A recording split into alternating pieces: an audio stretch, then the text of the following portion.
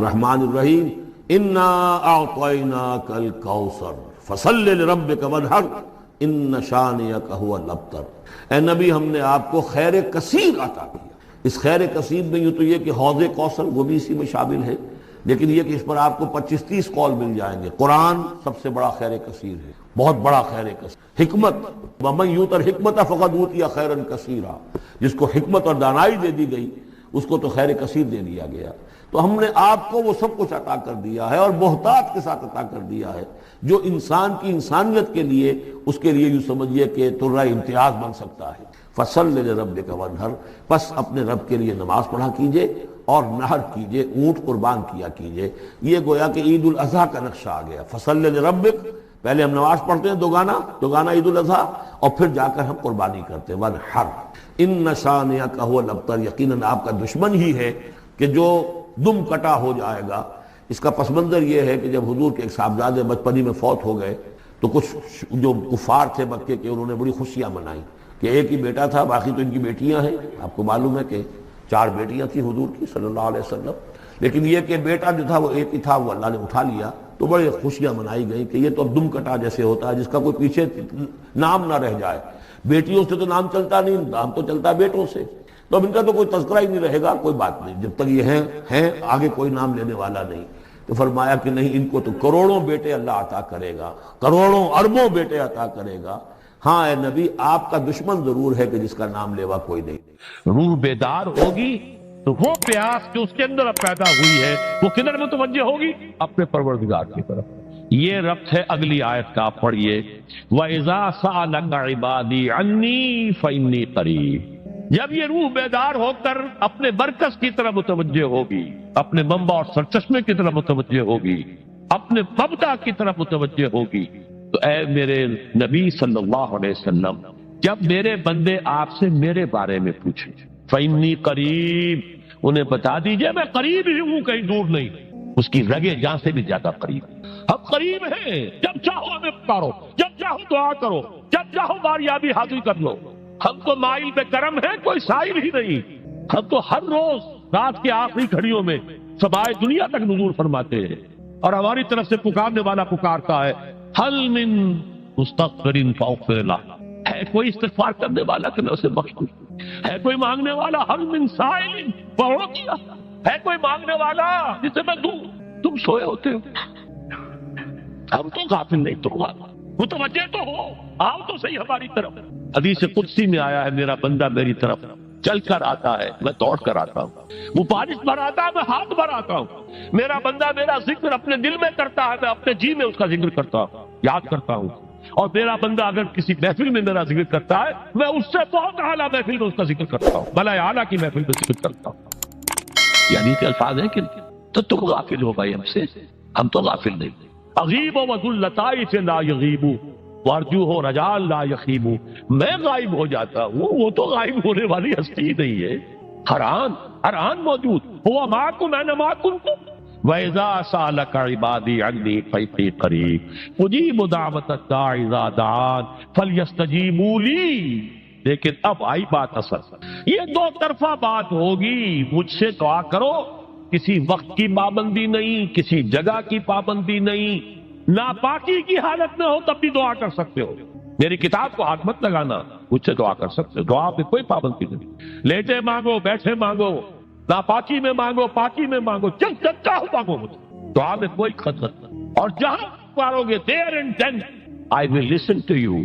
and I will grant your prayers۔ اجیبو جو ہے، اجیبو دونوں مان، جواب دینا اور قبول کرنا، اجابت استجابت دونوں کا ایک ہی مفہوم ہے، جواب دینا اور قبول کرنا۔ اجیب دعوت الداعی اذا دعان، میں تو ہر پکارنے والے کی پکار کو سنتا ہوں، قبول کرتا ہوں جب بھی وہ مجھے پکارتا ہے، لیکن فلیستجیبوا لی، میرا بھی تو کہنا مانو، چاہیے کہ یہ بھی میرا کہنا مانے، مجھ سے محبت کریں، مجھ سے لو لگائیں، میرے دین کے لیے اپنے آپ کو وقف کریں۔ ان صلاتی و نسکی و محیای و مماتی للہ رب العالمین، میرے باغیوں کے خلاف بغاوت کریں، میرے دین کا جھنڈا اونچا کریں، یہ سارے احکام ہے کہ یہ قرآن میں۔ قاتلوہم، جیسا کہ میں نے آپ کو بتایا اگلے ہی رکوع میں قتال کا حکم آ رہا ہے، اب وہ گھوڑوں کو روزہ رکھواتے تھے، بتا دیا یہ روزہ تمہیں کس لیے رکھوایا جا رہا ہے، اگلے ہی رکوع کے اندر حکم ہے قاتلوا فی سبیل اللہ الذین یقاتلونکم وقاتلوہم حتی لا تکون فتنۃ ویکون الدین للہ، اللہ کے لیے دین ہو جائے،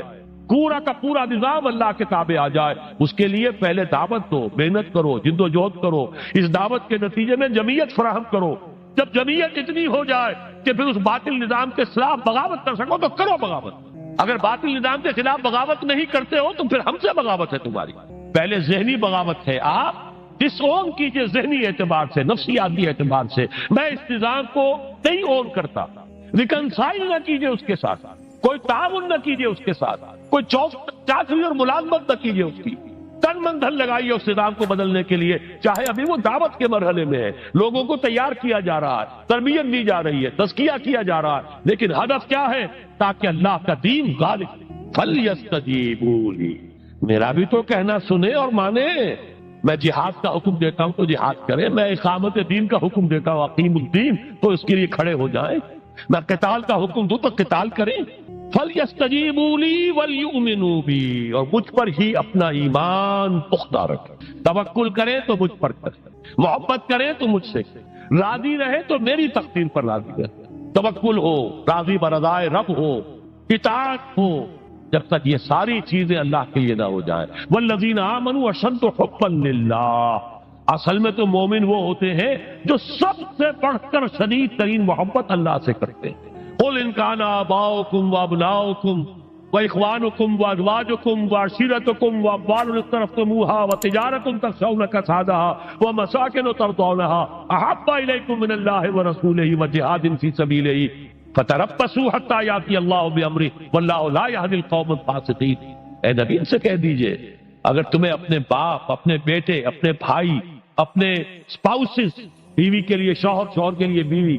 اور رشتے دار، اور تمہارے وہ مال جو تم نے بڑی محنت سے جمع کیے ہیں، تمہارے وہ کاروبار جن کا تمہیں اندیشہ ہوتا ہے کہ کساد بازاری نہ ہو جائے، کہیں پر جو ہے ریسیشن نہ آ جائے، اور تمہارے وہ مکان اور محلات جو تم نے بنائے ہیں، اگر یہ 8 چیزیں محبوب تر ہیں اللہ سے اور اس کے رسول سے اور اس کی راہ میں جنگ کرنے سے، جہاد سے، تو جاؤ دفع ہو جاؤ، بیٹھو وہاں، یہاں تک کہ ہم اپنا فیصلہ سنا دے، اور اللہ ایسے فاسقوں کو، ایسے ناہنجاروں کو ہدایت نہیں دیتا۔ یہ ہے قرآن آیت نمبر 24 سورہ توبہ۔ فَلْيَسْتَجِيبُوا لِي وَلْيُؤْمِنُوا بِي لَعَلَّهُمْ يَرْشُدُونَ، اب وہ لفظ آ گیا رشد۔ دیکھیے پہلے آیا تھا لَعَلَّكُمْ تَتَّقُونَ، روزہ، مجرد روزہ تقوی پیدا کر دے گا، ضبط نفس، اور ضبط نفس بھی وہ جو حکم خداوندی کا تابع ہے، یہ روزے کی ریاضت ہے، روزے کی ریاضت کا حاصل۔ رمضان کے روزے کے ساتھ قیام اللیل کا دو گنا پروگرام، دن میں روزہ، رات کا قیام، قرآن کے ساتھ۔ اس کا پہلا نتیجہ کیا ہے؟ لعلکم تشکرون، تاکہ قرآن کی عظمت منکشف ہو جائے، قرآن کی قدر و قیمت سے تم آگاہ ہو جاؤ، تمہیں معلوم ہو جائے کتنی بڑی دولت ہے جو اللہ نے دی ہے۔ اور آخری بات یہ، جب تمہاری روح بیدار ہو جائے گی، اپنے مالک کے ساتھ ہم کلام ہوگی، اسی کا نام دعا ہے۔ دعا ہے جس کے بارے میں حضور نے فرمایا الدعاء اخ العبادہ، یہ عبادت کا جوہر ہے۔ الدعاء هو العبادہ، دعا ہی تو اصل عبادت ہے۔ یہ دعا ہی تو ہمیں میسر نہیں ہے، 17 رکعتیں پڑھنی ہیں ہم نے عشاء کی، لیکن اللہ کے ساتھ کوئی لوح نہیں لگی، ادھر کی ادھر کی سوچیں آ رہی ہیں۔ 17 رکعتیں پڑھی ہوں یا 7 پڑھی ہوں، 10 پڑھی ہوں، آپ کو اجر ملے گا، لیکن آپ کو دعا کی نصیب نہیں ہوئی۔ دعا کب ہوتی ہے؟ بقول اقبال، یہ جو میرے اندر ہے فائنائٹ ایگو، انائے صغیر، انا میں، یہ چھوٹی سی انا ہے، اس انائے کبیر، اس انائے کبیر کے لیے سب سے بڑی جو مظہر آیت ہے قرآن مجید میں وہ سورہ طٰہٰ، اننی انا اللہ لا الہ الا انا، میں ہوں وہ اللہ جس کے سوا کوئی نہ، اننی انا اللہ لا الہ الا انا، یہ ہے فاعبدنی واقم الصلاۃ لذکری، یہ انائے کبیر ہے، infinite ego, Allah, Allah, the big انا، اور یہ چھوٹی سی انا ہے، انا میں۔ جب یہ انائے صغیر انائے کبیر کے روبرو آتی ہے، ہم کلام ہو، یہ ہے دعا۔ اگر یہ جاگی ہی نہیں، بیدار ہوئی نہیں، ہم کلام ہوئی نہیں، تو دعا تو حاصل نہیں ہوئی، مخ عبادت جو ہے، جوہر عبادت کا حاصل نہیں ہوا۔ ہاں ایک شکل ہے عبادت کی، مراسم عبودیت ہے، یہ اشکال ہے، رہ گئی رسم ادا روح بلالی نہ رہی، فلسفہ رہ گیا تلقین غزالی نہ رہی، ایک شکل ہے، تم نے کر لی، اجر ملے گا، آخر وقت نکالا ہے، آپ اللہ کے سامنے کھڑے ہوئے ہیں، اجر سے محنت کا جو اجرت وہ دے گا، لازم اس پر بھی دے گا، لیکن حقیقت صلاۃ کوئی اور شے۔ اسی لیے کہا محمد رسول اللہ صلی اللہ علیہ وسلم الصلاۃ معراج المومنین، اہل ایمان کے لیے یہ معراج کے درجے کی شے ہے،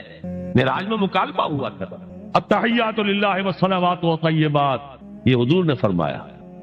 السلام علیکہ ایھا النبی ورحمۃ اللہ وبرکاتہ، کس نے کہا؟ اللہ نے فرمایا، السلام علینا وعلی عباد اللہ الصالحین، حضور نے فرمایا اس سلامتی میں تمام اللہ کے نیک بندوں کو شامل کر رہا ہوں، سلامتی مجھ پر بھی ہو اور تمام اللہ کے نیک۔ یہ مکالمہ ہے، مخاطبہ ہے، جب تک یہ مکالمے اور مخاطبے کی شکل نہیں،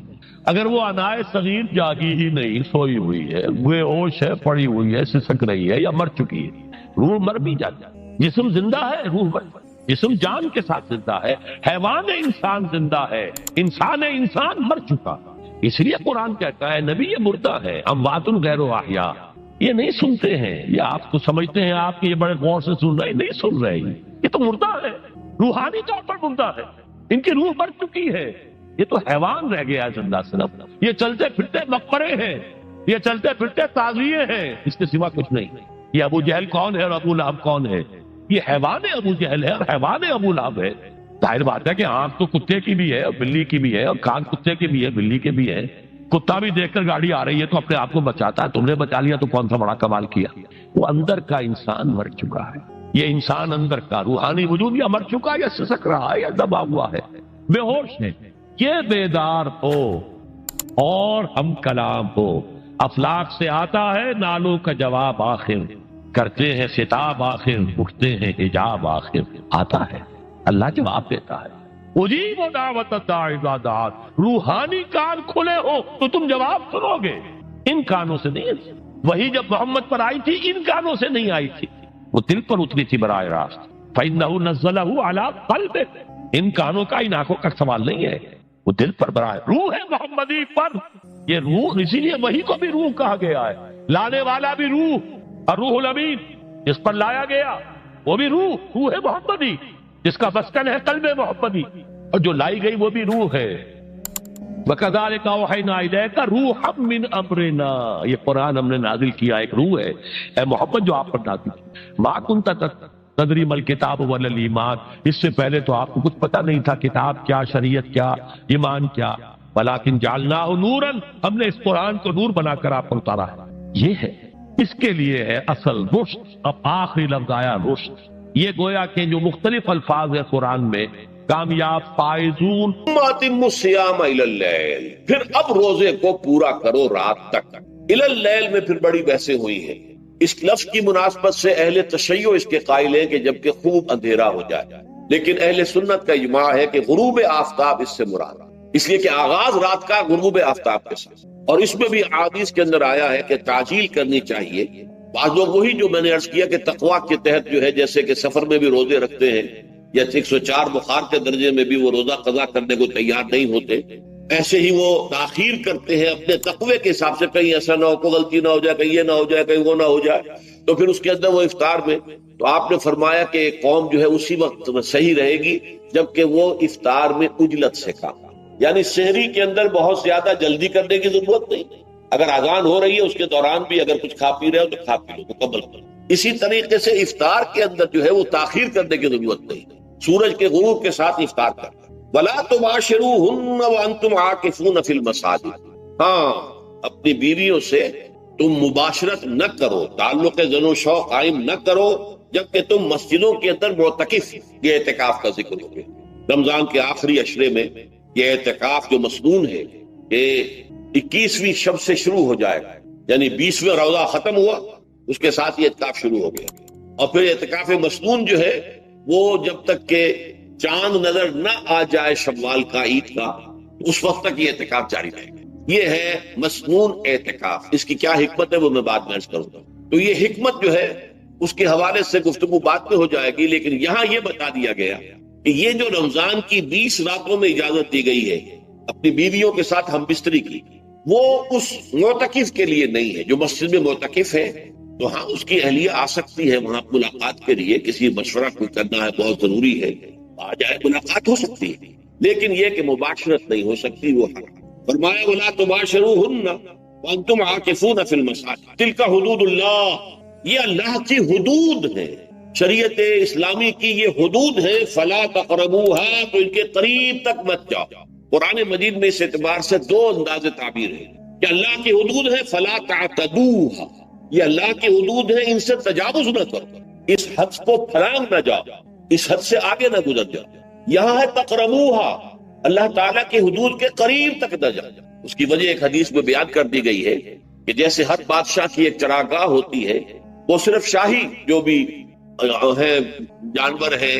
ان کے، یا گھوڑے ہیں یا کوئی اور ہیں، ان کے چرانے کے چرنے کے لیے ہے، وہاں پہ کوئی رعایت کا کوئی آدمی اپنی بھیڑ بکریاں وغیرہ نہیں لے جا سکتا، وہ حما کہلاتا تھا کہ یہ شاہ کے لیے مخصوص ہے، لکل ملک حمن وحم اللہ محارمہ، اللہ بھی بادشاہ ہے کائنات کا، ارض و سما کا، اس نے بھی جن چیزوں کو حرام کر دیا ہے وہ حما،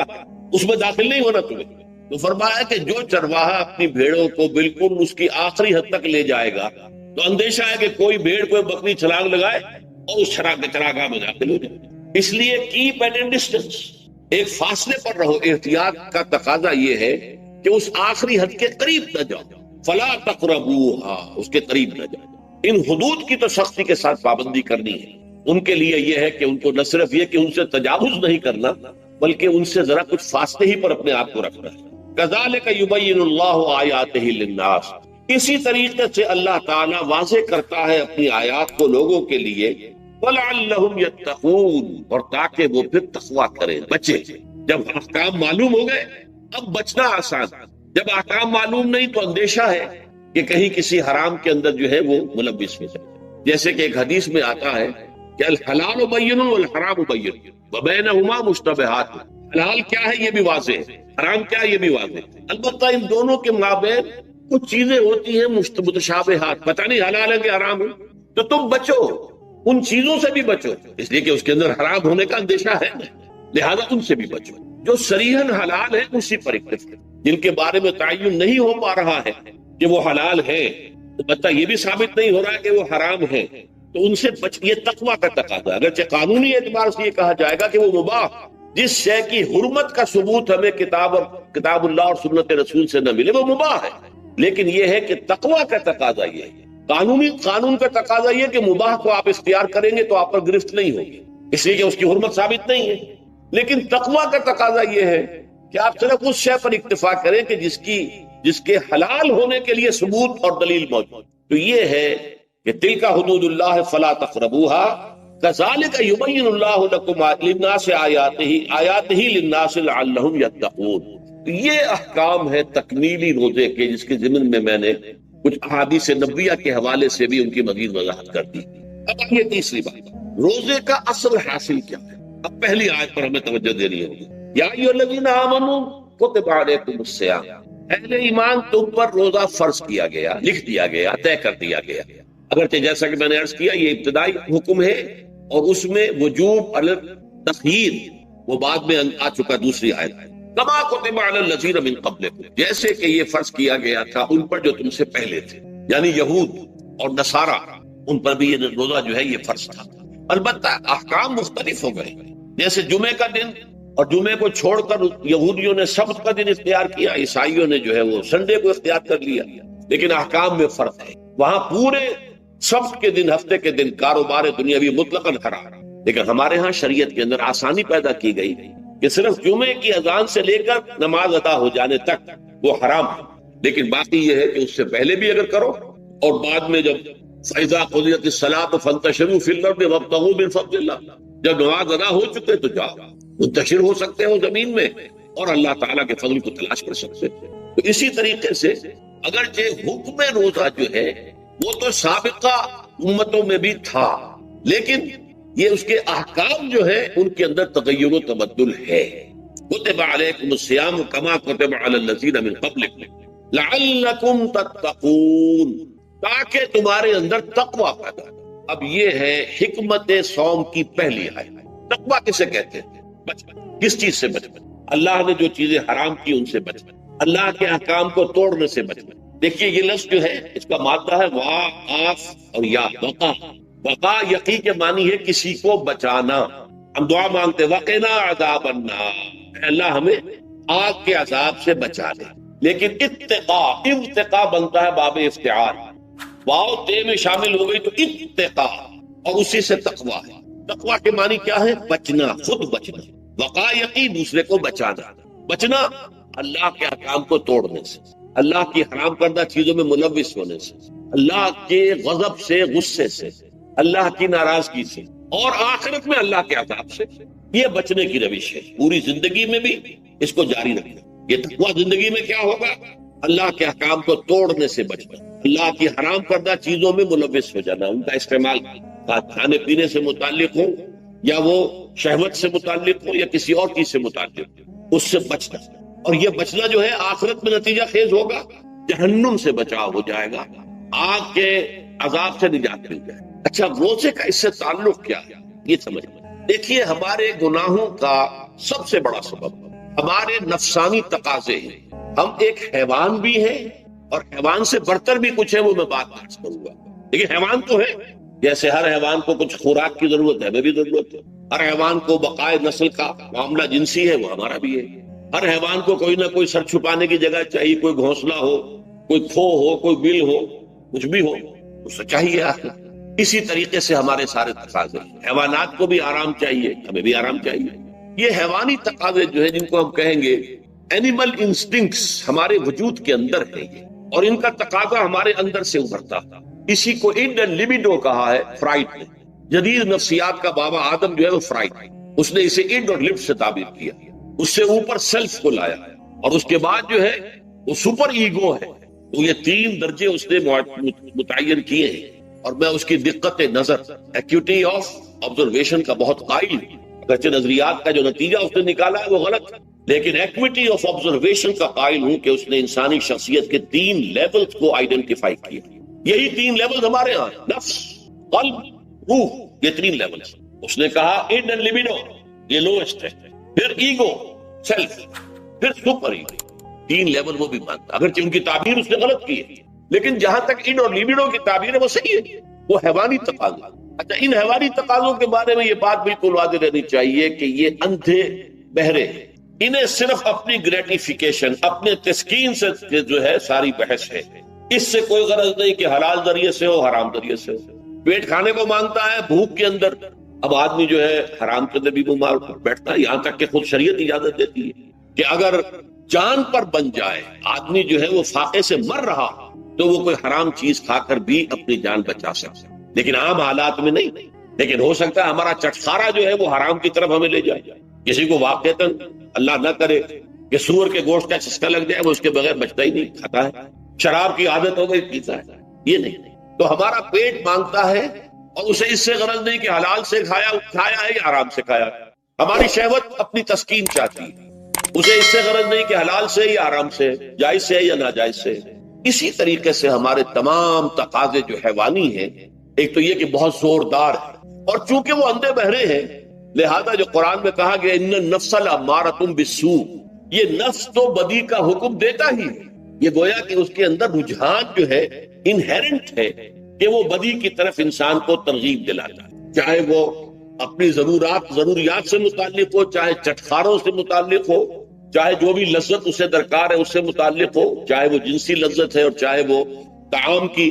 یعنی جسے ہم کہتے ہیں کہ انسان جو ہے وہ اپنے پیٹ اور فرج کا غلام بن کر رہ جائے، اس لیے کہ جو تقاضا بھی آیا ہے اس کو پورا کرنا۔ یہ جو کیفیت انسان کی ہے اس کے لیے ایک مشق جو ہے وہ روزہ فراہم کرتا ہے۔ روزے کے آپ نے 12، 13، 14 گھنٹے کا بھی روزہ ہوتا ہے، بعض جگہوں پر 16، 17 گھنٹے کا روزہ ہوتا ہے۔ اس عرصے میں آپ اپنے نفس کو حلال چیزوں سے بھی روکے رکھتے ہیں، اس منہ زور گھوڑے کو جو ہے آپ اس کی لگام کس کر رکھتے ہیں کہ حلال بھی نہیں کھانے دے رہے، بھوک لگی ہو یا کھانا بہترین موجود ہے نہیں کھا سکتے، اللہ کا حکم نہیں ہے، اللہ کی اجازت نہیں، شدید پیاس ہے، بہترین مشروبات فریج میں رکھی ہوئی ہے، نہیں کھا سکتے، نہیں پی سکتے، جائز نہیں ہے، حالانکہ حلال ہے، حرام نہیں ہے، بیوی موجود ہے، یا جیسے کہ لونڈیوں کا معاملہ ہوتا تھا لونڈی موجود ہے، لیکن نہیں، آپ اپنی شہوت جو ہے وہ اس سے پوری نہیں کر سکتے۔ یہ پابندیاں نفس کے اوپر لگانا، یہ ایک مشق، یہ ایک ریاضت ہے۔ اس ریاضت کا حاصل یہ ہونا چاہیے کہ انسان بقیہ 11 مہینوں میں اپنے آپ کو حرام سے تو بچائے نا۔ یہاں وہ حلال سے رکا ہوا اللہ کے حکم سے، کہ حلال چیز بھی نہیں کھا رہا، دن بھر نہیں پی رہا، دن بھر نہیں اپنی کوئی شہوت پوری کر رہا، دن بھر حلال ذرائع سے بھی، تو اس سے اس کے اندر یہ ایک، اس کو ہم کہیں گے سیلف کنٹرول پیدا ہو جائے، اپنے نفس کو قابو میں کر لے۔ یہ گویا کہ اس کا سب سے پہلا اس روزے کی ریاضت، روزے کی مشق کے حوالے سے یہ اس کی حکمت ہوئی کہ اس سے کے ذریعے سے انسان میں سیلف کنٹرول پیدا ہو رہا ہے، ضبط نفس۔ یہاں پہ تھوڑی سی میں وضاحت کر دوں، رہبانیت کے اندر آپ کو معلوم ہے کہ سیلف اینیہیلیشن، انگریزی الفاظ جو ہیں وہ زیادہ بعض لوگوں کے لیے واضح ہوں گے، نفس کشی، نفس کو کچل دینا، ختم کر دینا، مار دینا، یہ رہبانیت میں ہوتا، اسلام میں نہیں۔ اسلام کا نظام بڑا متوازن ہے۔ ان لنفسک علیک حقا وان لزوجک علیک حقا وان لزورک علیک حقا، حضور نے فرمایا دیکھو تمہارے نفس کا بھی تم پر حق ہے، اسے مناسب حد تک آرام دینا بھی تمہارے ذمے ہے، اسے غذا بہم پہنچانا بھی تمہارے ذمے ہے۔ فرق صرف کیا ہے؟ حلال سے ہو، حرام سے نہ۔ اس کی شہوت کو پورا کرنا بھی تمہارے ذمے ہے، فرق صرف کیا ہے؟ جائز راستے سے ہو، حرام سے نہ۔ اس کا نام ضبط نفس ہے، سیلف اینیہیلیشن، نفس کو کچل دینا۔ یہ جو تپسیاں جو ہیں ہندو سادھو کرتے رہے ہیں، اور جو سب سے زیادہ معاملہ جو ہے وہ جو راہب ہوتے تھے حضرت مسیح علیہ السلام کے پیروکاروں میں، انہوں نے تاریخ کے اندر جو مثالیں دی ہیں اس کا جو ہے اندازہ کرنا مشکل ہو جاتا ہے کہ کس درجے وہ لوگ اپنے نفس کو کچلتے تھے، جس کا قرآن مجید میں سورہ حدید میں ذکر بھی ہے۔ اکثر لوگ تو پابندی نہیں کر سکتے تھے، اپنے اوپر پابندیاں لگانے کے بعد غلط راستوں پر بھی چل پڑتے تھے، لیکن جو لوگ ان پابندیوں کو نبھاتے تھے وہ کس انتہا تک جاتے تھے۔ کبھی آپ جو ہے ہسٹری آف کرسچن مناسٹسزم پر جو تاریخ کی کتابیں لکھی گئی ان کو پڑھیں تو اندازہ۔ مولانا مودودی نے تفہیم القرآن میں اس کا کچھ حوالے دیے ہیں، واقعہ یہ کہ رونگٹے کھڑے ہو جاتے ہیں انسان پر کہ اس درجے میں انہوں نے اپنے نفس کو کچلا۔ ہمارے صوفیہ کے ہاں بھی بعض ایسی روایات صحیح ہیں یا غلط ہے بیان کی جاتی ہیں، لیکن اسلام کا اصل معاملہ کیا ہے؟ توازن، اعتدال۔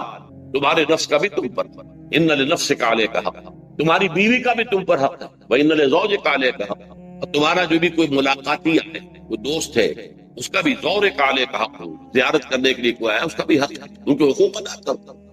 حضرت عبداللہ ابن عمرو بن العاص رضی اللہ تعالی عنہما صحابہ کرام میں اس اعتبار سے بہت ممیز تھے کہ ان پر عبادت جو ہے، عبادت گزاری کا اتنا غلبہ ہو گیا تھا، ہر روز روزہ رکھتے تھے اور رات کو پوری رات کھڑے رہتے تھے۔ حضور کو اطلاع دی گئی، حضور نے طلب کیا فوراً، آپ نے فرمایا یا عبداللہ الم نخبر، کیا ہمیں یہ خبر نہیں دی گئی انک تصوم الدہر تقوم اللیل، کہ تو ہمیشہ رات کو کھڑا رہتا اور ہر روز روزہ رکھتا ہے۔ ظاہر بات ہے حضور کے حضور میں جھوٹ کیسے بولتے ہیں، ویسے بھی جھوٹ بولنے کا سوال نہیں صحابے کے لیے، تو عرض کیا بلا یا رسول اللہ، یہ تو صحیح ہے، فرمایا لا تفعل، عربی کا مت کرو، فإن لنفسك عليك وإن لزوجك عليك وإن لزورك عليك، تمہارے نفس کا بھی تم روزہ رکھو بھی اور افطار بھی کرو۔ بہترین روزہ جو ہے وہ حضرت داؤد علیہ السلام کا تھا، ایک دن روزہ رکھتے تھے، ایک دن افطار تھا، لیکن یہ ہے کہ آپ ہفتے میں 2 دن روزے حضور کے ہیں، سوموار کو اور جمعرات، مہینے میں 3 روزے، یہ ہے، اس میں گویا کہ سنت پر عمل بھی ہو جائے گا، لیکن یہ کہ ہمیشہ روزہ رکھو، بلکہ یہاں تک کہا گیا ما صام من صام الدہر، جو ہمیشہ روزہ رکھتا ہے اس نے کوئی روزہ رکھا ہی نہیں۔ کیا مطلب؟ یہ تو اس نے اپنی ہیبٹس بدل لی ہے، ہیبٹ ہو گئی ہے یہ کہ سارا دن بھر نہیں کھانا، صبح کھانا، شام کو کھانا، بس یہ تو اس نے اپنی ہیبٹ بدل لی ہے، روزہ ہیبٹ بن گیا۔ ما صام من صام الدہر، جس نے ہمیشہ روزہ رکھا اس نے کوئی روزہ رکھا ہی نہیں، اس لیے کہ روزہ تو در حقیقت اس شخص پر شاخ گزرتا ہے جس کو عادت ہے دن میں کھانا کھانے کی، اس کو دن کے اندر 3 کھانے کھانے کی عادت ہے، تبھی تو وہ شاخ گزرے گا۔ اگر وہ عادت ہی آپ نے بدلنی ہے تو ظاہر بات ہے کہ پھر روزے کی جو برکت ہے وہ تو ظاہر نہیں ہوگی۔ تو بہرحال اس اعتبار سے غور کیجئے کہ یہ پہلا حکم جو ہے روزے کا، لعلکم تتقون، تاکہ تمہارے اندر تقوی پیدا ہو جائے، اپنے نفس پر کنٹرول پیدا ہو جائے۔ اس کو یوں سمجھیے کہ یہ ایک بڑا منہ زور گھوڑا ہے، ہمارا جو نفس ہے، ہمارا جو جسم ہے، حیوانی نظام، اس پر ہماری خودی یا ہماری انا یا ہماری ایگو یا ہمارا سیلف، یہ اس پر حکمران ہے، اس کا گھوڑے کا سوار ہے۔ اب اگر گھوڑا منہ زور ہے اور سوار کے قابو میں نہیں ہے تو کیا نتیجہ نکلے گا؟ اب وہ گھوڑے کے اختیار میں ہے، سوار صاحب کی جان جو ہے وہ جا کر پٹک دے، کہیں کسی کھائی میں گرائے، کسی اور جگہ گرائے، وہ تو گویا کہ اس کے رحم و کرم۔ اگر سوار تکڑا ہے، اور سوار نے جو ہے گھوڑے کو قابو میں کیا ہوا ہے، اس کی رانوں میں بھی جان ہے، دبایا ہوا ہے گھوڑے کو اپنی رانوں کے درمیان، تو ظاہر بات ہے کہ اب یہ گھوڑا جو ہے بہت بڑی ایسٹ ہے اس کے لیے۔ اب گھوڑا ادھر جائے گا جدھر سوار لے جانا چاہے گا، سوار اپنے مقصد اپنی منزل تک پہنچے گا گھوڑے کے ذریعے سے، اور اگر برعکس ہے جیسا کہ میں عرض کر چکا ہوں تو وہ سوار جو ہے وہ گھوڑے کے رحم و کرم کرتا۔ یہی معاملہ ہے، ہماری خودی یا ہماری انا یا ہمارا ایگو، یہ در حقیقت یہ راکب ہے، اور ہمارا وجود حیوانی یہ مرکب ہے، یہ گھوڑا۔ اگر ہم قابو یافتہ ہوں اپنے گھوڑے کے اوپر تو یہی جسم ہمارے لیے ایک بہت بڑا ایسٹ ہے۔ ہاتھوں سے نیکی کمائیں گے، پاؤں سے نیکی کمائیں گے، آنکھوں سے نیکی کمائیں گے، کانوں سے نیکی کمائیں گے، یہ ساری نیکیاں کمانے کا ذریعہ۔ تلاوت قرآن سن رہے ہیں تو کانوں کی نیکی ہو رہی ہے، قرآن دیکھ کر پڑھ رہے ہیں تو آنکھوں کی نیکی ہو رہی ہے، یہ سارے ہمارے اعصاب، ہمارے تمام اعضاء و جوارح نیکی کا ذریعہ ہے۔ لیکن اگر کہیں یہ ہمارا نفس امارہ ایڈ اور لیبیڈو ہم پر قابو پا لے تو پھر ہم اس کے رحم و کرم پر، پھر وہ جہاں میں جس کھائی میں چاہے گا گرا دے گا۔ تو اس اعتبار سے روزہ مجرد ابھی روزے کی بات ہو رہی ہے، وہ روزہ خاص طور پر کہ جس کا حکم پہلے دیا گیا ایام معدودات، اس کے بارے میں اس کی حکمت، مجرد روزے کی حکمت کیا ہے؟ ضبط نفس۔ اسی ضبط نفس کا دوسرا نام تقویٰ۔ آپ اپنے نفس پر قابو یافتہ ہیں اور پھر اللہ کے سامنے جھک رہے ہیں، یہ ہوئی نا اصل بات۔ آپ اللہ کے سامنے تو جھک رہے ہیں، اے اللہ میں تیری ہی بندگی کرتا ہوں اور کروں گا، نفس پر قابو ہے ہی نہیں، تو آپ کا یہ کہنا مہمل ہو جائے گا، نفس کا تقاضا ابھرے گا اور آپ اس کے آگے ہاتھ جوڑ کر کھڑے ہو جائیں گے۔ تو گویا کہ جو آپ نے کہا تھا ایاک نعبد و ایاک نستعین، اس کی پیروی کرنا، اس کو پورا کرنا، اس کا تقاضا بجا لانا آسان کام نہیں ہے۔ جو بھی گویا مسلمانوں پہ لڑتا ہوں کہ دانم مشکلات لا الہ، جب میں کہتا ہوں کہ میں مسلمان ہوں تو میں مجھ پر کب کب اتاری ہو رہی ہے، اس لیے کہ مجھے معلوم ہے کہ لا الہ کہنے کا مقصد کیا ہے، مطلب کیا ہے، اس کے تقاضے کیا۔ تو روزہ مجرد روزے کی غرض و غایت تقویٰ یا ضبط نفس، یعنی سیلف کنٹرول، اور اس سیلف کنٹرول کے ساتھ اپنے پورے وجود کو اللہ کے سامنے جھکا دیں، یہ عبادت ہے۔ اب آئیے رسول کے نقش قدم پر نہیں چل سکتے، قرآن پر ایمان کے دعوی ہیں، قرآن جس شے کو حرام ٹھہرا رہا ہے اسے اپنے لیے جائز کیا ہوا ہے۔ اللہ کے رسول فرماتے ہیں ما آمن بالقرآن من استحل محارمہ، جو قرآن کی حرام کردہ کسی شے کو اپنے لیے حلال ٹھہرا لے اس کا قرآن پر کوئی ایمان نہیں۔ یہ سب کچھ کیوں ہے؟ آخرت کا خوف۔ قرآن مجید میں پہلی وحی جو آئی تھی اقرا، ان 5 آیات کے بعد 3 آیات ہیں، کاش کہ کوئی، جو میں نے آپ کو پہلے بتایا اس فلسفی کا نام جس نے 2 کتابیں لکھی کانٹ، کاش کہ کوئی اسے یہ 3 آیات پڑھا دیتا۔ اقبال نے کہا تھا نا نیٹشے کے بارے میں، اگر ہوتا وہ مجذوب فرنگی اس زمانے میں تو اقبال اس کو سمجھاتا مقام کبریا کیا ہے۔ اگر کانٹ کہیں ہوتا اور اسے یہ 3 آیات کوئی پڑھا دیتا، کلا ان الانسان لیطغی، انسان میں بغاوت، سرکشی، تعدی، ظلم یہ پیدا ہو ہی جاتا ہے، دست درازی کر بیٹھتا ہے، دوسروں کا حق مار بیٹھتا ہے۔ کیوں؟ الراہ استغنا، کہ وہ دیکھتا ہے کوئی پکڑ نہیں ہے۔ اگر میں انگارہ ہاتھ میں پکڑوں ہاتھ جل جائے گا، اگر زبان پر رکھوں زبان جل جائے گی، جھوٹ بولوں کچھ نہیں ہوگا، چھالا بھی نہیں پڑے گا، جلنا تو بہت دور کی بات ہے۔ میں حرام خوری کر رہا ہوں، مجھے کوئی تکلیف نہیں پہنچ رہی، پھل رہا ہوں، پھول رہا ہوں، پھیل رہا ہوں۔ اللہ لا الہ الا ہو، اللہ وہ ہستی ہے جس سوا کوئی الہ، الحی وہ زندہ و جاوید ہے، از خود زندہ ہے، اور باقی جو بھی ہے ما سوی اللہ اس کو تھام کر رکھنا۔ یہ 2 جو اسماء ہیں اللہ تعالیٰ کے، ان کے بارے میں یہ حدیث آپ کو اس کتاب میں مل جائے گی کہ حضور نے فرمایا کہ اللہ تعالیٰ کا ایک اسم اعظم ہے کہ اس کے حوالے سے جب کوئی دعا کی جاتی ہے تو وہ ضرور قبول، لیکن حضور نے یہ نہیں بتایا کہ وہ کون سا ہے۔ نشاندہی کر دی وہ قرآن کی تھی، سورہ بقرہ میں ہے، سورہ آل عمران میں ہے اور سورہ طٰہٰ میں۔ یہ بالکل ایسے ہی ہے جیسے رمضان میں لیلۃ القدر ہے، اور وہ لیلۃ القدر خیر من الف شہر تعین کے ساتھ نہیں بتایا۔ البتہ یہ کہ رمضان میں ہے، تلاش کرو، پوری رمضان کی راتیں جا کر گزارو۔ اگر تمہیں معلوم ہو لیلۃ القدر کتنی قیمتی ہے تو اس کے لیے 30 راتیں جاگنا کوئی بڑی بات تو نہیں، جبکہ وہ 1000 سال سے افضل ہے۔ اچھا یہ نہیں تو چلو 10 دن آخری عشرے میں تلاش کرو، چلو اور کمی کر دیتے ہیں آخری عشرے کے جو طاق راتیں، لیکن یہ تعین سے نہیں بتایا، لیکن یہ کہ کچھ ایسے اشارے 27ویں شب کے بارے میں گمان غالب ہے لوگوں کو، لیکن حضور نے نہیں بتایا صراحت کے ساتھ۔ بالکل وہی معاملہ یہاں ہے کہ حضور نے یہ فرما دیا کہ اس میں اعظم ایک ہے اللہ، جس کے حوالے سے جو دعا کی جائے گی لازماً قبول ہوگی، اور وہ 3 سوروں میں۔ اب اس کی تحقیق یہ تو وہ یہ نام ہے، یہ 2 الفاظ 2 نام اللہ کے اس طرح جڑ کر بریکٹ کی حیثیت سے سورہ بقرہ میں ہے، وہ تو ہم پڑھ رہے ہیں اس وقت، سورہ آل عمران کی پہلی ہی آیت میں ہے، دوسری آیت میں پہلی آیت تو الف لام میم حروف مقطعات پر مشتمل ہے، لیکن دوسری آیت میں یہ دونوں ہیں، اور پھر سورہ طٰہٰ الحج۔ اعوذ باللہ من الشیطان الرجیم، بسم اللہ الرحمن الرحیم، الف لام میم، اللہ لا الہ الا هو الحی القیوم، نزل علیک الکتاب بالحق مصدقا لما بین یدیہ وانزل التوراة والانجیل من قبل هدى للناس وانزل الفرقان ان الذين كفروا بآيات الله لهم عذاب شديد والله عزيز ذو انتقام صدق الله العظيم رب اشرح لي صدري ويسر لي امري واحلل عقدة من لساني يفقهوا قولي اللهم ربنا الهمنا رشدنا واعذنا من شرور انفسنا اللهم ارنا الحق حقا وارزقنا اتباعه وارنا الباطل باطلا وارزقنا اجتنابه اللهم وفقنا لما تحب وترضى اللهم ربنا انس وحشتنا في قبورنا وارحمنا بالقرآن العظيم اللهم اجعله لنا اماما ونورا وهدى ورحمة اللهم ذكرنا منه ما نسينا وعلمنا منه ما جهلنا وارزقنا تلاوته آناء الليل وآناء النهار واجعله لنا حجة یا رب العالمین آمین۔ الف لام میم یہ حروف مقطعات ہیں جن کے بارے میں اجمالی گفتگو سورہ بقرہ کے آغاز میں ہم کر چکے۔ اللہ لا الہ الا هو الحی القیوم، یہ الفاظ آیت الکرسی کے آغاز میں سورہ بقرہ میں آ چکے۔ ایک بات نوٹ کر لیجئے کہ ایک حدیث میں آتا ہے کہ اللہ کا ایک اسم اعظم ہے کہ جس کے حوالے سے اگر کوئی چیز اللہ سے مانگی جائے تو وہ ضرور دیتا ہے، لیکن اس کو حضور نے بتایا نہیں کہ وہ اسم اعظم کون سے، کچھ اشارے کیے، جیسے رمضان میں ایک شب ہے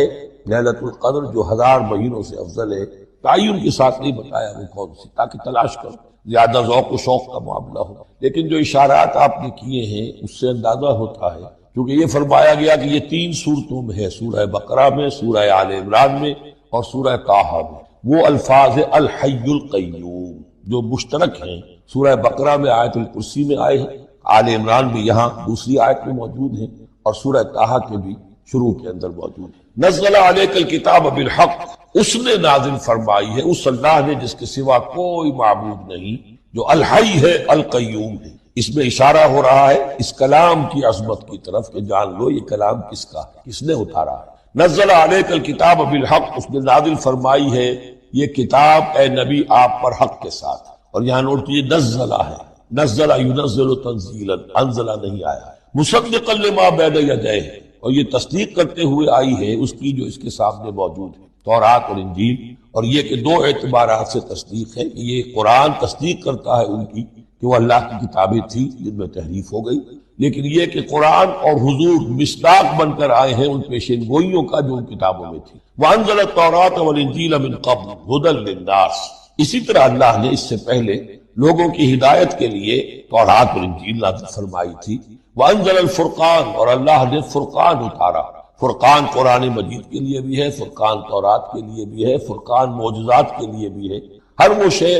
یوم الفرقان ہم سورہ انفال میں پڑھیں گے، غور غزوہ بدر کے دن کو کہا گیا، جو شے بالکل مبرہن کر دے، حق و باطل کے مابین امتیاز قائم کر دے، وہ فرقان۔ لیکن یہاں اب تہدید کا انداز ہے، دھمکی کا انداز ہے۔ ان الذین کفروا بآیات اللہ، یہ دنیا کی دوسری کتابوں کا معاملہ نہ سمجھو کہ اسے مان لیا تب بھی کوئی حرج نہیں، نہیں مانا تب بھی کوئی حرج نہیں، اگر پڑھنے پر طبیعت راغب ہوئی تو بھی کوئی بات نہیں، نہیں راغب ہے تو مت پڑھو، کوئی الزام نہیں۔ یہ کتاب ویسی نہیں، بلکہ یہ کتاب کو اب اگر نہیں مانو گے، ایمان نہیں لاؤ گے تو ان الذین کفروا بآیات اللہ لہم عذاب شدید،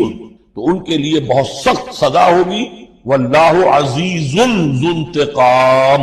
اور اللہ تعالیٰ زبردست ہے انتقام لینے والا۔ یہ لفظ بہت اہم ہے کہ اللہ تعالیٰ جہاں رؤوف ہے، رحیم ہے، شفیق ہے، غفور ہے، ستار ہے، لیکن ساتھ ہی شدید ذو انتقام بھی ہے، عزوز انتقام بھی ہے، شدید العقاب بھی ہے. یہ دونوں شانیں اللہ کے ذہن میں رہنی چاہیے. ان اللہ لا یخفی علیہ شیء فی الارض ولا فی السماء، یقیناً اللہ پر کوئی شے مخفی نہیں ہے، نہ آسمان کی نہ زمین کی. هو الذی یصورکم فی الارحام کیف یشاء. پہلی چیز اللہ کے علم سے متعلق تھی اور یہ اللہ کی قدرت سے متعلق ہے. وہی ہے کہ جو تمہاری نقشہ کشی کر دیتا ہے، صورت بنا دیتا ہے تمہاری ماؤں کے رحموں میں جیسا چاہتا. کسی کے پاس چوائس نہیں ہے کہ وہ اپنا نقشہ خود بنائے. لا الہ الا هو العزیز الحکیم، اس کے سوا کوئی معبود نہیں، اور یہ کہ وہی العزیز ہے اور الحکیم. هو الذی انزل علیک الکتاب منہ آیات محکمات ہن ام الکتاب واخر متشابہات.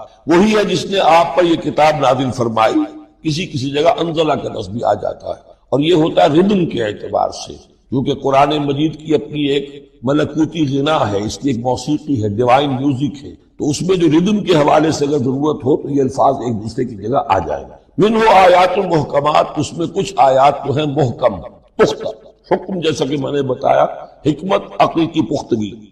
محکم آیت، پختہ آیت جس کا مفہوم بالکل واضح ہو، جس کو ادھر سے ادھر کرنے کی کوئی گنجائش ہے. ہن ام الکتاب، اس کتاب کی جڑ اور اساس اور بنیاد وہی ہے. وہ اخر متشابہات، اور کچھ متشابہ ہیں کہ جن کا حقیقی اور صحیح مفہوم معین کرنا بہت مشکل ہے، بلکہ عام حالات میں ناممکن. یہ میں تفصیل سے تعارف قرآن کے ضمن میں عرض کر چکا ہوں. آیات الاحکام جتنی بھی ہیں وہ سب محکم ہیں، یہ کرو یہ نہ کرو، یہ حرام یہ حلال. لیکن یہ کہ جو بھی آیات ہیں کہ جن میں بحث ہے عالم غیب، اللہ کی ذات و صفات، کیا تصور کریں؟ اللہ کا ہاتھ، اللہ کا چہرہ، اللہ کی کرسی، اللہ کا عرش، کیا تصور کریں؟ اسی طریقے سے فرشتے عالم غیب کی شے ہے. عالم برزخ قبر میں کیا ہوتا ہے، اسی طرح عالم آخرہ جنت اور دوزخ کی اصل حقیقتیں ہم نہیں سمجھ سکتے. اس میں ہمارے ذہن کے قریب لا کر کچھ باتیں بتا دی گئی ہیں. ما لا یدرک کلہ لا یترک کلہ، اجمالی تصور قائم ہو جانا چاہیے، اس کے بغیر تو راستہ سیدھا رہے گا نہیں آدمی کا. لیکن ان کی تفاصیل میں نہیں جانا چاہیے. تو دوسرے درجے میں نے آپ کو بتایا تھا کہ کچھ فزیکل فینومینا بھی یہ بھی ایک وقت تک رہے ہیں آیات متشابہات میں سے، لیکن رفتہ رفتہ جیسے یہ سائنس کا علم بڑھتا چلا جا رہا ہے ان میں سے بہت سی چیزیں اب محکم ہو کر سامنے آ رہی ہیں. یہ گویا کہ شفٹنگ سینڈز کے مانند ہے کہ ان میں سے جو چیزیں، بہت سی چیزیں واضح ہو گئیں جو پہلے واضح نہیں تھی، لیکن اب بھی بعض چیزیں ہیں جیسے میں نے عرض کیا 7 آسمان سے کیا مراد ہے کہ جو واضح نہیں ہے. لیکن ہمارا یقین ہے کہ انشاءاللہ وہ وقت آئے گا کہ انسان سمجھ لے گا کہ ہاں یہی بات صحیح تھی اور یہی تعبیر صحیح. هو الذی انزل علیک الکتاب منہ آیات محکمات ہن ام الکتاب، یہ بہت اہم ہے. اصل جو ہے جڑ کتاب کی، اس لیے کہ کتاب کے بارے میں عرض کر چکا ہوں کہ وہ ہے مجموعہ احکام. کتاب جیسا کہ ہم نے سورہ بقرہ میں دیکھا جہاں حکم آیا کتب علیکم کتب علیکم کتب علیکم، تو کتاب کی جڑ اور اساس میں وہ وہی ہے. وَأُخَرُ مُتَشَابِهَاتٌ فَأَمَّا الَّذِينَ فِي قُلُوبِهِمْ زَيْغٌ، تو وہ لوگ جن کے دلوں میں کجی ہوتی ہے. اب وہ یہ ہے کہ وہ کوئی خاص بات نہیں نکالنی ہے تاکہ اپنی ذہانت و فطانت کا جو ہے ڈنکا بجوایا جا سکے، یا کوئی اور فساد پیدا کرنا ہے، کوئی فتنہ پیدا کرنا ہے. ذہن ٹیڑھا ہو چکا ہے، اب اس ٹیڑھے ذہن کے لیے کوئی دلیل چاہیے قرآن سے. اب وہ متشابہات کے چکر میں لگیں گے، ان کے پیچھے پڑیں گے کہ کسی کے مفہوم کو میں اپنے من پسند مفہوم کی طرف موڑ سکوں. فَأَمَّا الَّذِينَ فِي قُلُوبِهِمْ زَيْغٌ فَيَتَّبِعُونَ مَا تَشَابَهَ مِنْهُ، تو وہ لوگ کہ جن کے دلوں میں کجی ہے وہ پیچھے لگتے ہیں ان کے کہ جو متشابہ ہیں ان میں سے. ابتغاء الفتنۃ، یا تو فتنہ اٹھانا چاہتے ہیں فتنے کی تلاش میں، وابتغاء تاویلہ، اور تلاش کرنے کے لیے کہ اس کی اصل حقیقت، اصل منشا، اصل مراد. یعنی یہ بھی ہو سکتا ہے کسی کا علمی ذوق ہی ایسا ہو جائے، اور یہ بھی ہو سکتا ہے کہ ایک شخص کی فطرت میں کجی ہو. وما يعلم تاویلہ الا اللہ، حالانکہ ان کا حقیقی مفہوم اللہ کے سوا کوئی نہیں جانتا. والراسخون فی العلم یقولون، اور جو لوگ علم میں راسخ ہیں، پختہ ہیں، جن کی جڑیں گہری ہو چکی ہیں علم میں، وہ کیا کہتے ہیں؟ یقولون آمنا بہ کل من عند ربنا، ہم ایمان لائے اس کتاب پر، قرآن پر، یہ کل کا کل ہمارے رب کی طرف سے ہے. جو بات صاف سمجھ میں آ گئی ہے اس پر عمل کریں گے، جو بات پوری طرح سمجھ میں نہیں آ رہی ہے انتظار کریں، لیکن یہ اجمالی یقین رکھیں گے کہ یہ ہے اللہ کی کتاب. آمنا بہ کل من عند ربنا وما یذکر الا اولو الالباب، لیکن یہ صحیح روش اور یہ نصیحت نہیں حاصل کر سکتے مگر وہی کہ جو ہوش مند ہے، عقل مند ہے. اور سب سے بڑی ہوش مندی یہ ہے کہ انسان اپنی عقل کی لیمیٹیشنز کو جاننا، میری عقل کی حدود کیا ہے، عقل کہاں تک جا سکتی. اگر انسان اپنی عقل کی حدود کو نہیں جانتا تو وہ پھر اولو الالباب میں سے نہیں. عقل بڑی شے ہے لیکن یہ کہ اس کی حدود ہیں. ایک حد سے آگے یہ عقل تجاوز نہیں کر سکتی. گزر جا عقل سے آگے کہ یہ نور چراغ راہ ہے منزل نہیں. منزل تک پہنچانے والی شے جو ہے وہ عقل نہیں، وہ قلب پہنچائے گا. لیکن یہ کہ بہرحال عقل ایک روشنی دیتی ہے، حقیقت کی طرف اشارے کر. ربنا لا تزغ قلوبنا بعد اذ ہدیتنا، اور ان کا یہ قول ہوتا ہے اولو الالباب کا، اے رب ہمارے دلوں کو کج نہ ہونے دیجو اس کے بعد کہ تو نے ہمیں ہدایت دے دی ہے. وہب لنا من لدنک رحمہ، اور ہمیں تو خاص اپنے خزانہ فضل سے رحمت عطا فرما. انک انت الوہاب، یقیناً تو ہی سب کچھ دینے والا ہے، تیری بارگاہ سے ملے گا. ربنا انک جامع الناس لیوم لا ریب فیہ، اے رب ہمارے یقیناً تو جمع کرنے والا ہے لوگوں کو اس دن جس دن میں کوئی شک نہیں، قیامت کا دن، یوم القیامہ. ان اللہ لا یخلف المیعاد، یقیناً اللہ تعالی اس وعدے کے خلاف نہیں کرے گا، اپنے وعدے کی خلاف ورزی نہیں کرتا. لہذا جو اس نے بتایا ہے کہ وہ دن آئے گا وہ آ کر ہے. هو العبادہ، دعا جو ہے وہ عبادت کا جوہر ہے، عبادت کی روح ہے، بلکہ یہ کہ اصل عبادت جو ہے وہ دعا ہی ہے. لہذا توحید سے دعا کیا ہے؟ لا تدعو مع اللہ احدا، اللہ کے ساتھ کسی اور کو مت پکارو. یہ سورہ جن کی آیت ہے. یعنی یہ ہے کہ ایک تو یہ کہ آپ اللہ کو پکار ہی رہے اپنے دیویوں کو، دیوتاؤں کو، اپنے لات کو، عزا کو، منات کو، حبل کو، وہ تو اور دور کی بات ہو گئی. ایک ہے شرک فی الدعا، اللہ کو بھی پکار رہے اور کسی اور کو بھی پکار رہے. اب وہ کوئی اولیاء اللہ بھی ہو سکتے ہیں، کوئی ملائکہ ہو سکتے ہیں، کوئی انبیاء کی ارواح ہو سکتی ہے. کسی کو پکارنا کسی کا بھی ہوگا. دعا لا تدعو مع اللہ احدا. اور یہ در حقیقت ہم جب ہر رکعت جو ہے نماز کی ایاک نعبد و ایاک نستعین، پروردگار ہم صرف تیری ہی بندگی کرتے ہیں اور کرتے رہیں گے، اور صرف تجھ ہی سے مدد مانگتے ہیں اور مانگتے رہیں گے. یہ ہمارا قول و قرار ہے، یہ ہمارا عہد ہے اللہ کے ساتھ. اس کے خلاف نہ ہو، کسی کو پکارنے کی اجازت نہیں ہے. یہاں ایک باریک نکتہ سمجھ لیجئے. ایک ہے کسی کو پکارنا، کسی سے مدد چاہنا، کسی سے کسی کام کے اندر جو ہے کوئی امداد کی خواہش کرنا، جو کہ ہو دنیاوی جو معمولات ہیں، جو عام ہمارے قواعد ہیں، ظاہری مادی اسباب و وسائل کے درجے میں، وہ شرک نہیں ہے. میں کسی سے کہتا ہوں مجھے ذرا پانی پلا دو، یہ بھی ایک دعا ہے، استمداد ہے، مدد آپ نے مانگی ہے، اس سے اپنی ایک ضرورت پوری کرنے کے لیے کہا ہے. لیکن کیا ہے یہ کہ گھڑا ہے، وہاں رکھا ہوا ہے، وہاں پانی ہے، اس میں سے پانی لائے گا وہ دے دو. جو ظاہری قوانین طبیعہ جو ہے ان کے دائرے کے اندر کوئی دعا، کوئی استمداد، کوئی استعانت، کوئی استغاثہ، اس میں کوئی حرج نہیں. غیبی اعتبار سے کسی کے ساتھ بھی کوئی دعا کی جائے گی اللہ کے سوا، وہ شرک ہے. وہ استدعا ہو، استغاثہ ہو، استعانت ہو، استمداد ہو، استنصار ہو، کچھ بھی ہو، غیبی طور دنیا کے معروف طریقوں میں اور جو ہمارے طبعی قوانین ہیں ان کے دائروں کے اندر مدد مانگنا، اس میں قطعاً کوئی شرک نہیں ہے، توحید ہے. البتہ اس میں بھی ایک باریک نکتہ ہے. ایک بزرگ تھے جو فوت ہو گئے، انہوں نے یہ بات مجھے جس طرح سمجھائی تھی وہ آج بھی میں ان کا مشکور ہوں کہ دنیا میں عام قاعدے قانون کے تحت بھی کسی سے کچھ کہنا کہ بھائی میرا یہ کام آپ کر دیجئے، آپ کر سکتے ہیں، ایک دفعہ کہنا جائز ہے. دوسری مرتبہ یاد دلا دینا کہ شاید بھول گئے، وہ بھی جائز ہے. تیسری مرتبہ کہنا شرک ہو جائے گا. اور اس میں الہا و زاری کرنا اور خوشامدیں کرنا اور گڑ گڑانا، یہ تو شرک ہے. تم نے یہ سمجھا ہے کہ تمہارا کام یہی کر سکتا ہے، کام کرنے والا تو اللہ ہے. لا فاعل فی الحقیقت ولا مؤثر الا اللہ. حضور نے فرمایا کہ اگر تمہیں جوتا باندھنے کا تسمہ درکار ہو تب بھی اللہ سے مانگو، کسی کے سامنے سوال کا جو ہاتھ جو ہے وہ دراز نہ کرو. اللہ نے تمہیں ایک عزت نفس دی ہے، اس عزت نفس کو دہلا نہ بناؤ. کسی کے سامنے جو ہے اپنا ہاتھ پھیلا دینا، اپنی عزت نفس جو ہے تو ختم کر دینا ہے. مت مانگو کسی سے. لیکن یہ کہ ٹھیک ہے دنیا میں کام چلتا ہے. حضور کا شکی شان تو یہ تھی کہ اگر آپ سواری پر ہوتے تھے اور آپ کی چھڑی گر گئی تو سواری کو بٹھا کے اس سے اتر کر چھڑی خود اٹھاتے تھے. آپ کسی اپنے ساتھی سے یہ نہیں کہتے تھے کہ میری چھڑی پکڑا دو. آپ کی تو غیرت کا عالم جو ہے وہ بہت بلند تھا، بہت بلند تھا، بہت بلند تھا. لیکن دنیاوی عام طریقے سے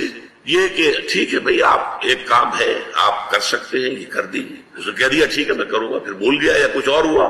دوسری مرتبہ یاد دہانی کرا دی. تیسری مرتبہ جو ہے انہوں نے کہا کہ پھر اس میں شرک کی بو آنے لگتی ہے کہ معلوم ہوتا ہے کہ آپ نے سمجھا ہے کہ اسی کو اختیار حاصل ہے، یہی مقتدر ہے، اسی کو آپ کا کام کرنے کا جو ہے وہ پوری قوت اور قدرت حاصل ہے، اور یہ چیز جو ہے یہ شرک کی بو اس میں سے آنی شروع ہو جاتی ہے۔ لیکن یہ ہے معاملہ سارا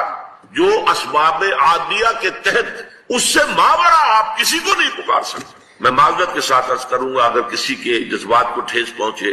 آپ شیخ عبد القادر جیلانی رحمۃ اللہ علیہ کو نہیں پکار سکتے، محمد رسول اللہ کو نہیں پکار سکتے، اور واقعہ یہ ہے کہ محمد رسول اللہ کو تو پکارا بھی نہیں جاتا، پکارتے لوگ ہیں زیادہ حضرت علی کو، یا علی مدد۔ شرک دیکھیے، سب سے بات نکتے کی بتا دوں آپ کو، فرشتے کو تو ہم مانتے ہیں نا، حضرت شیخ عبد القادر جیلانی رحمۃ اللہ علیہ کی روح ہے یا نہیں ہے، سنتی ہے نہیں ہے، حاضر ہے کہ نہیں ہے، ناظر ہے کہ نہیں ہے، 100 اختلاف ہو جائیں گے،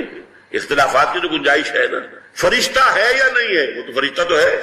آپ کے دونوں کندھوں پہ بیٹھا ہوا ہے، کرامن کاتبین ہے کہ نہیں ہے، یرسل علیکم حفظہ، آپ کے جو باڈی گارڈ اللہ فرشتہ نہیں بھیجتا، لیکن آپ فرشتے سے بھی نہیں کہہ سکتے کہ میرا یہ کام کرو۔ فرشتے کے وجود پہ تو کوئی شک نہیں ہے، یا جبرائیل میرا یہ کام کر، قطعاً نہیں، غلط، شرک۔ لا تدعو مع اللہ احدا، اللہ کے سوا پکارنا کسی کو نہیں، دعا کسی سے نہیں ہے، استغاثہ کسی کا نہیں ہے، استعانت کسی سے نہیں ہے، استمداد کسی سے نہیں ہے، استنصار کسی سے نہیں ہے سوائے اللہ کا۔ وعلم آدم الاسماء كلها، اور اللہ نے سکھا دیے آدم کو نام کل کے کل، ثم عرضهم على الملائکہ، پھر پیش کیا ان کو فرشتوں کے سامنے۔ عرضهم، ظاہر بات ہے یہاں حضرت آدم مراد نہیں ہے، بلکہ وہ اشیاء یا وہ اشخاص، اس کی وضاحت میں بعد میں کروں گا، جن کے نام حضرت آدم کو سکھائے گئے۔ فقال انبئونی باسماء هؤلاء ان کنتم صادقین، اور فرمایا فرشتوں سے کہ اب مجھے بتاؤ ان کے نام اگر تم صادق ہو، اور صادق کا لفظ عربی زبان میں صرف سچ کے لیے نہیں آتا، درست ہونا کسی شے کا، اگر تمہارا خیال صحیح ہے، اگر تمہارا موقف درست ہے تو ان کے نام مجھے۔ اسی طرح کذب جو ہے جھوٹ، وہ جھوٹ کے لیے بھی آتا ہے جبکہ آدمی جان بوجھ کر کوئی خلاف حقیقت بات کہہ رہا ہو یا بیان کر رہا ہو، اور اگر مغالطے میں بھی آ کر کوئی شخص خلاف حقیقت بات کر رہا ہو، خلاف واقعہ بات کر رہا ہو، تو اس پر بھی کذب کا اطلاق ہو جاتا ہے۔ تو یہ صدق اور کذب جو ہے اردو میں ہم ان کا جو مفہوم سمجھتے ہیں، عربی میں اس سے وسیع تر ہے۔ تو فرمایا کہ ثم عرضهم على الملائکۃ فقال انبئونی باسماء هؤلاء ان کنتم صادقین قالوا سبحانك لا علم لنا الا ما علمتنا، فرشتوں نے عرض کیا تو پاک ہے اور ہمیں کوئی علم حاصل نہیں ہے سوائے اس کے کہ جو تو نے ہمیں علم عطا کیا، انک انت العلیم الحکیم، یقیناً تو ہی ہے کل علم رکھنے والا اور پوری حکمت کا احاطہ کرنے والا۔ یہاں پر جو اسلوب حصر کا ہے، انک انت العلیم، یقیناً تو ہی واحد ہستی ہے کہ جو پورے علم کا احاطہ کرتی ہے،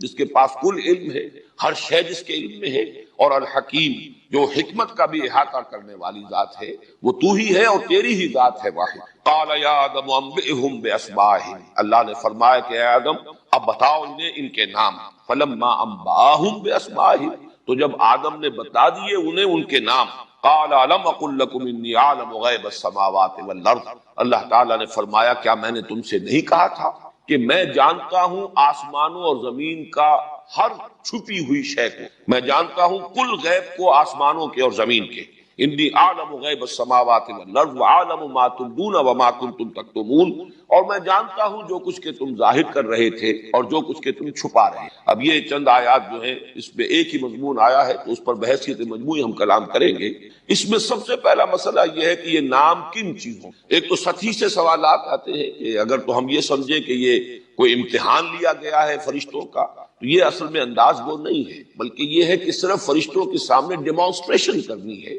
ایک شے کی وضاحت پیش کرنی ہے کہ جس ہستی کو میں خلافت عطا فرما رہا ہوں وہ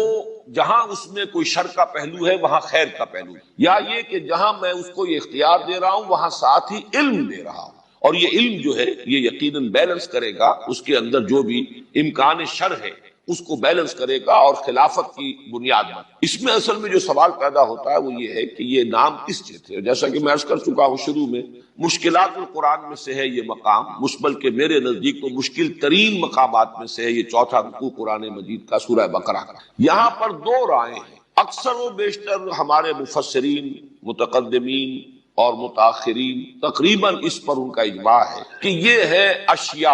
اشیاء کے نام اور ان کے خواص، صرف نام نہیں بلکہ ان کے خواص، ان کی خاصیتیں، ان کی پراپرٹیز، اس لیے کہ جو انسان کا جو علم ہے انسانی علم، اس لیے کہ علم دو ہے، ایک علم ہے انسانی علم یا جس کو ہم کہیں گے مادی علم، جو انسان حاصل کرتا ہے اپنے حواس کے ذریعے سے، اور پھر عقل کے حواس جو ہے ہمارے معلومات فراہم کرتے ہیں، سینس ڈیٹا جسے ہم کہتے ہیں، وہ ڈیٹا فراہم ہو گیا، آنکھ نے دیکھا، کان نے سنا، کہیں کچھ چکھا، کچھ چھوا، کچھ سونگھا، مختلف جو ہمارے ذرائع ہیں اس سے ہم نے کچھ معلومات حاصل کی، ان معلومات کو پھر مرتب کیا، اس سے استدلال، استنباط، اس سے پھر استدلال کرتے ہوئے اور استخراج کرتے ہوئے پھر بہت سی چیزیں جو ہے مزید معلومات جو پہلے سے غیر معلوم تھی ان حقیقتوں تک بھی انسان اپنے منطق کے ذریعے سے، غور و فکر کے ذریعے سے، استدلال کے ذریعے سے پہنچ جاتا ہے۔ یہ انسانی علم، تو انسانی علم، اور جس کو خاص طور پر آج کے اعتبار سے آپ کہیے مادی علم یا سائنسی علم، اس لیے کہ اسی میں پھر اضافہ ہو جاتا ہے فلسفیانہ علم کا بھی، کہ انسان کو جو معلومات حاصل ہوتی ہیں اس پر وہ اپنی علم کی فیکلٹی جو ہے، دماغ کی ریزننگ کی فیکلٹی کو اپلائی کرتا ہے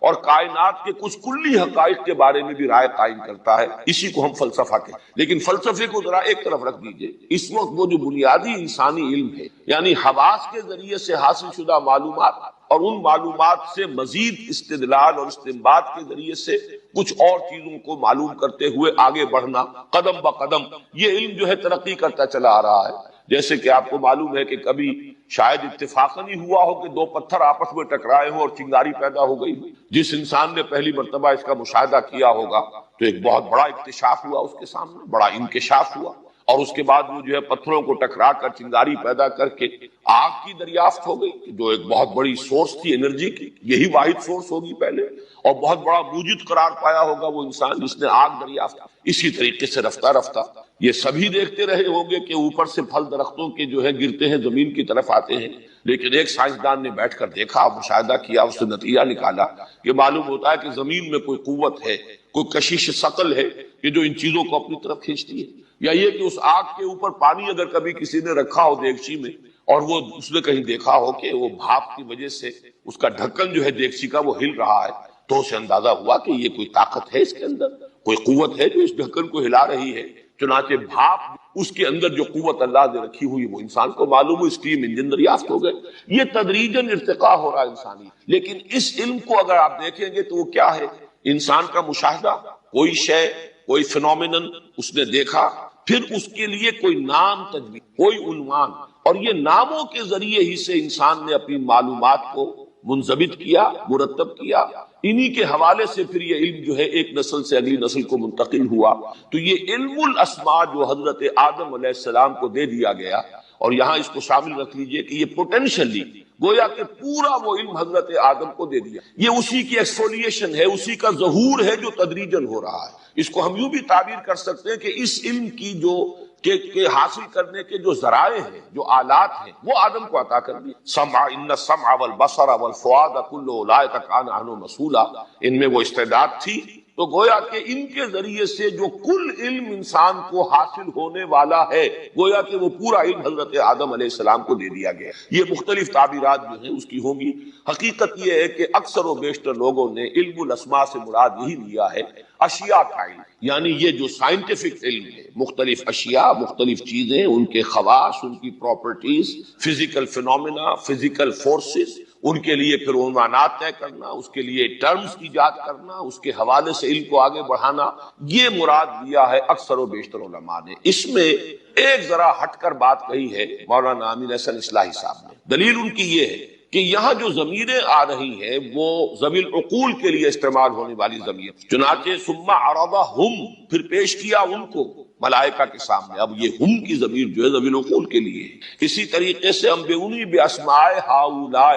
ان لوگوں کے نام بتاؤ، اس سے انہوں نے ایک نتیجہ برآمد کیا ہے کہ اصل میں حضرت آدم علیہ السلام کی وہ ذریت جس کا تذکرہ ہو چکا ہے، ارواح کی شکل میں ان سب کی تخلیق ہو چکی، تو حضرت آدم علیہ السلام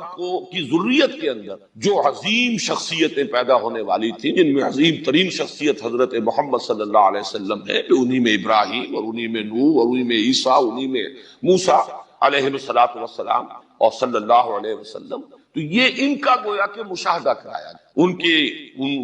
جو ارواح تھی ان میں بھی وہ نورانیت یقیناً ہوگی، جھلک رہی ہوگی. ان کا مشاہدہ کرایا گیا اور پوچھا گیا. حضرت آدم کو ان کے نام بتا دیے، اور پھر یہ کہ فرشتوں کے سامنے ان کو پیش کیا گیا کہ جہاں یہاں شیاطین بھی پیدا ہوں گے، بڑے سرکش لوگ بھی ہوں گے، یہاں نمرود اور اگر